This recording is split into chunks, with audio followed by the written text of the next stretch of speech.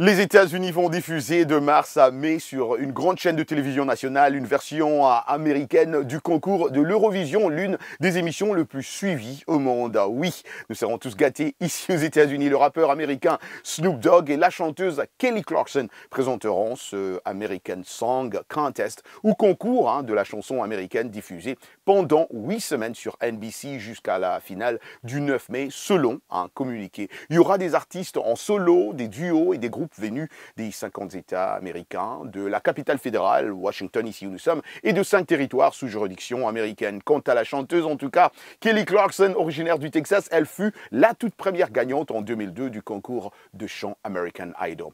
Dans un communiqué, l'artiste s'est dite fan et amoureuse du concept de l'Eurovision et enchantée d'apporter à l'Amérique ce phénomène musical. Elle s'est également déclarée tellement ravie de travailler avec Snoop Dogg.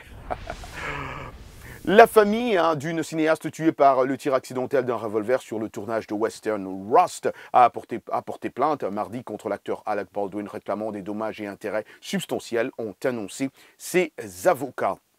On l'avait annoncé ici sur VOA Afrique au moment du drame le 21 octobre dans un ranch de Santa Fe dans le Nouveau-Mexique. Alec Baldwin manipulait un revolver tandis qu'il travaillait sur une scène avec la directrice de la photographie Aliana Hutchins. On lui avait présenté l'arme comme étant inoffensive car elle était censée ne contenir que des balles factices, mais le coup était parti blessant mortellement la cinéaste de 42 ans. L'avocat a cité une liste recensant selon lui au moins 15 critères en vigueur dans l'industrie du cinéma qui ont été ignorés sur le tournage de Rust par la production. Dans un entretien avec la chaîne ABC, Alec Baldwin a déclaré ne se sentir ni coupable ni même responsable de la mort d'Aliana Hutchins, assurant que celle-ci lui avait demandé de pointer vers elle son revolver censé être totalement inerte.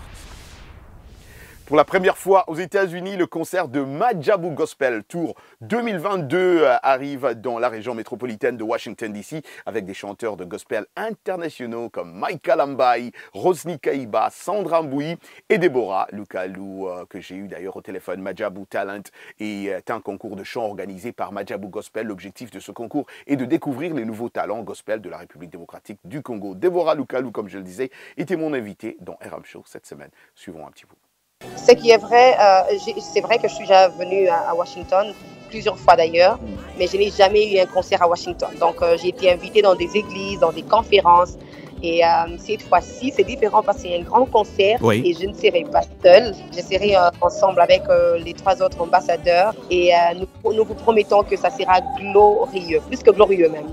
Ils vont aussi faire le Majabu Talent ici à Washington ou pas? En tout cas, Majabu Gospel a toujours eu des surprises, donc restez branchés. Quelque chose arrive. Il y a toujours quelque chose qui surprend le peuple de Dieu.